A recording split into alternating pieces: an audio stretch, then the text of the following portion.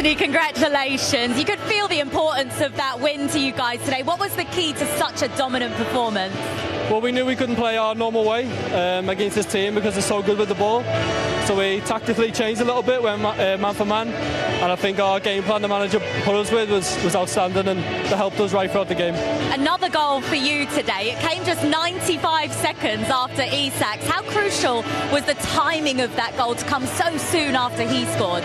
Yeah, I think especially at St James's with the crowd, if we can score back-to-back, quite close, it can feel like the stadium's suffocating you, and trust me, I've been here as an away player, it definitely feels like that, so it was a vital time, and from there I felt like we controlled the game. It's 11 goals for you now this season, 9 here at home, as you say, in front of these incredible fans. You've got to be happy with that tally? Yeah, really happy, but that just shows I need to get better away from home. I need to start contributing a little bit more just as I do at home, so I'm really happy, but there's still a lot to work on.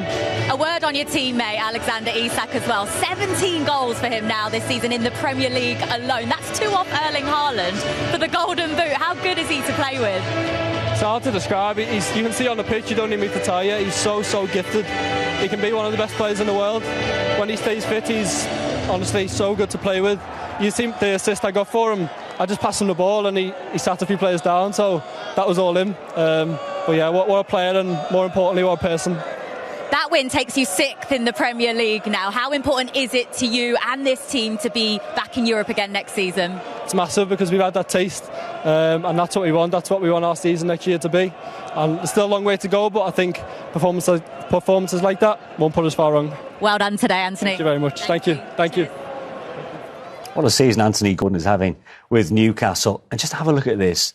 The scoreline speaks for itself, but with 27% possession. That's the second lowest to ever win a Premier League game by 4 goals or more on record. Talk about efficiency as well, Alan. That's quite something. Well, if you ever needed any evidence to tell you possession means nothing, then that stat tells you. It's what you do with the ball when you have it is the most important thing.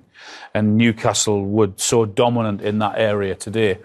At every set piece, they look dangerous. Having said that, we know that's one of Tottenham's weaknesses. So Newcastle certainly played on that. They eventually got the goal with Fabian Schär, who again I thought was excellent.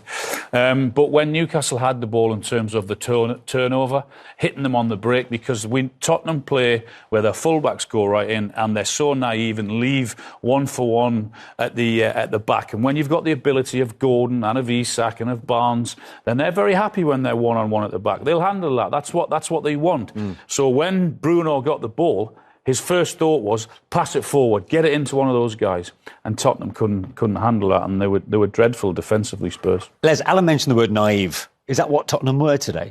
Yeah, I think so. When you look at it, and as you spoke about 73% possession, we're looking at it, and at no stage did we feel that Tottenham had 73% possession. It just didn't look that way, because with all the possession they had, 2 opportunities in the first half. Other than that, they never penetrated Newcastle's goal. So, yeah, it was naive. And, when you look at the goals and the manner in which the goals came and the way that they lost, the third goal, trying to play offside in their half. It's, that's schoolboy. If a schoolboy was doing that, you'll be saying, listen, son, if you continue to do that, you ain't going to have a career in football. Yeah. And we're talking about a seasoned pro trying to play offside in the wrong half. That's Mickey van der Ven, and we'll talk about that in a second. Let's get through the goals as they went in, starting with 1-0. Talking about Newcastle on the counter, that's exactly what this opening goal was. Well, that's their first thought, is when they win the ball in the edge of the box, or in their third, Newcastle, it's can we get the ball forward into our danger players? Because Tottenham leave that much space, and if you leave that much space against Isak and Gordon, then that's what they'll do to you. There it is, first thought, Bruno, forward, into the space, in behind, problem. 2v3, should they win this so easily? You would expect, if you did this on a training pitch on 10 occasions, the 2 versus 3 probably wouldn't score. They'd probably score 1 goal. Today they did it on a couple of occasions and scored goals every time. Every time they went forward, they looked like they were going to score Newcastle. And it was last-ditch defending. It was, good saves that stopped it from being a higher score. And we heard from Anthony Gordon just in the interview as to how important this second goal was. 1 minute and 35 seconds after the first goal going in and not long after kick-off, Alan. Yeah, well, that's what Newcastle do, is that they're determined to try and get the ball back as quick as possible because the crowd's up, going mad, just scored, and all of a sudden Tottenham do that. Van de Ven, who had a really poor afternoon, will want to forget that today, there's no doubt about it, because he got sat down twice in the case of 2 minutes and got conceded two goals. That was the press that worked so well for Newcastle today, is that when they had the ball, Tottenham, they went man for man. Anthony Gordon said it, and Tottenham couldn't handle that. Yeah, I mean, he set the tone there as the ball goes back to the goalkeeper. He goes darting forward. Everybody else follows him behind. You know, the worst thing in the world is when you go to close someone down and the rest of your team don't follow you, you're in trouble. The rest of the team followed them, and that's what caused Tottenham to make the mistakes. 10th goal of the season for Gordon. How much has he exceeded your expectations? He's been brilliant. I mean, his goals are superb, but I think his attitude. I'm always very reluctant to praise players' work rate and commitment, because that should be a given. But his is exceptional. He sets the tone for Newcastle. You know, when they're pressing, he's the trigger. When he goes, everyone has to go. Got so much energy.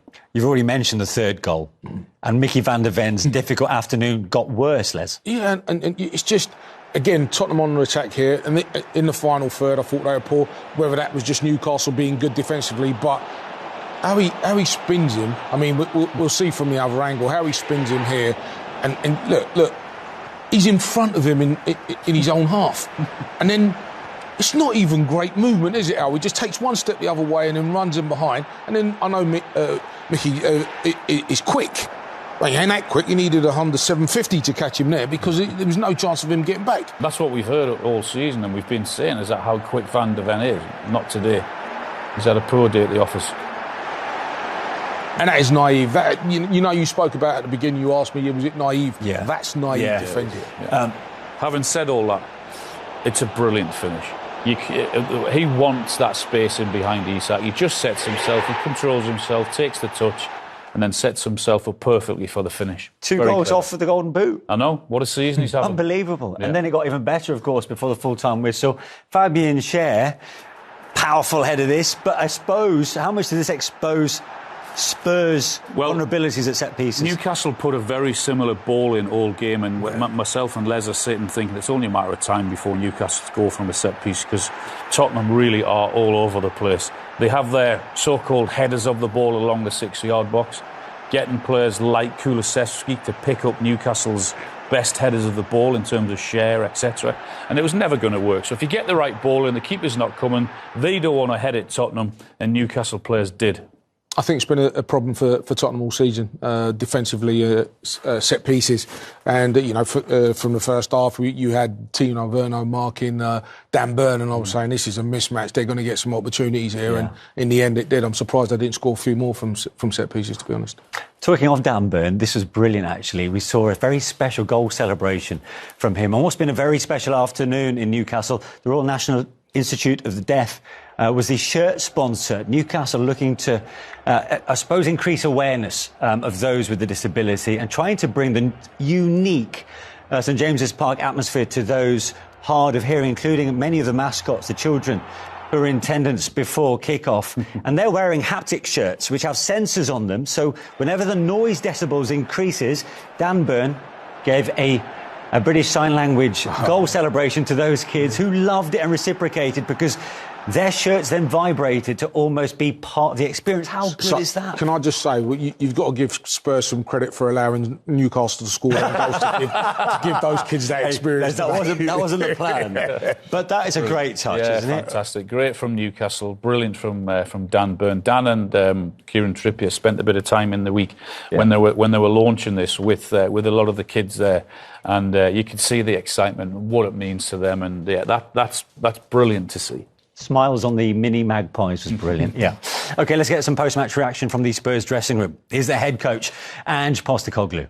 A fair few people discussing Mickey van der Ven's unusual mistakes. It's rare that we see him make mistakes like that in a game. Was the more important thing for you as his manager the way you saw him recover in the game?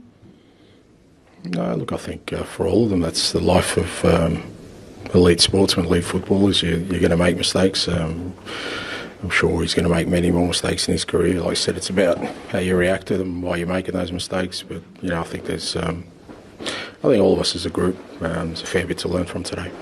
When you made the triple substitution in the second half, again, another rarity, we don't usually see Son come off in a match. What did you want to see differently at that point? Pretty much everything. It wasn't about the people coming off. It's just, like I said, we weren't really...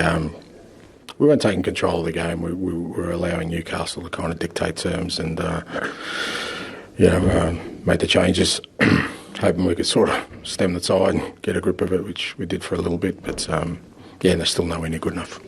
No game now for 2 weeks, and then it's the North London derby. How do you plan to use that time in between? Nothing really changes. Whatever you do, we've still got, like I said, we don't have a game next weekend, so that's been in the works for a while, so we'll just train and get ready for the next game. Appreciate your time. Thank you. They've got 15 days to stew on that result before the North London derby. I mean, that's a big fixture in itself, but where does it leave them in the race for the top four? I mean, Ange keeps talking the top four down, and he might get what he wishes for, not ending up in that top four. Because he's been saying it's not a priority, but it's the way they play their football. Yeah, exactly. And if they're playing their football that way, then forget the top four. They're not going to end up in the top four if they continue to play like that. So, obviously, he's got 15 days to stew on this. Yeah. And the worst thing in the world is when you lose a game like that and you've been humiliated like that. It's because it's not just the score line, it's the way that they've played and they've performed. They got outplayed for 90 minutes there. So the players will be stewing, he'll be stewing, and the one thing you want is a reaction, and there can't be any better reaction than playing in the North London derby. OK, well, if that's the thoughts from the visiting dressing room, what about the hosts? Is Eddie Howe? Proud are you of that performance from start to finish? Yeah, it was a great performance from us. I thought the players executed everything in a really professional, diligent way. I thought some of our counter-attacking and general attacking play was of the highest level, so really pleased with the players. I just want to start from back to front, if you like, before talking about the ruthless attacking play. The discipline when you had the big lead, what about that? Yeah, I think combination of things, really. I think we protected the lead really well because we went for more goals and we were aggressive still. I don't think we sat back until the last 10 minutes because I think there's probably a bit of fatigue at that stage. But generally, I just think we looked in a really good place physically. We were able to execute what we wanted to do. And there was, I think everyone to a man probably performed at a very good level.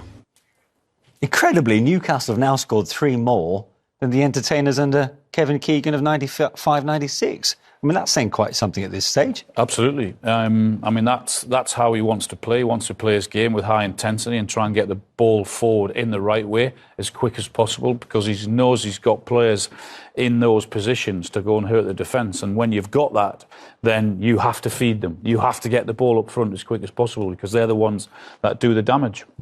And they certainly have.